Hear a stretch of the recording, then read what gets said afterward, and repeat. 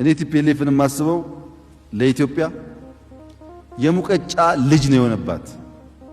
የሙቀጫ ልጅ እናቱን ካልወቀጠ እናቱን ካልረገጠ ስራውን አይሰራም።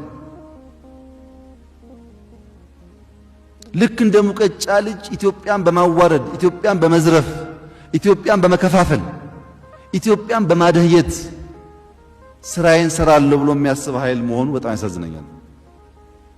አካሄዱ ግን ቲፒኤልኤፍ በየተቋማቱ አምነስቲ በሉት ዩኤን በሉት ምናምን በሉት ኤጀንሲ ላይ ያለው ኢትዮጵያዊ አብዛኛው የቲፒኤልኤፍ ካድሬ ቤተሰብ አካል ላለፉት 30 ዓመታት ሰክስጓል።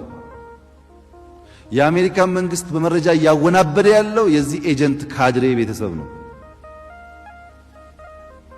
ጓደኞች አሏቸው። 20 ዓመት 30 ዓመት ጓደኛ የሆኑባቸው ሰዎች አሉ። ገንዘብ አላቸው፣ ጓደኞች ናቸው። ከ6 ወር በፊት ሎቢ ቀጥረዋል። ሎቢስቶች የሚባሉ አሉ።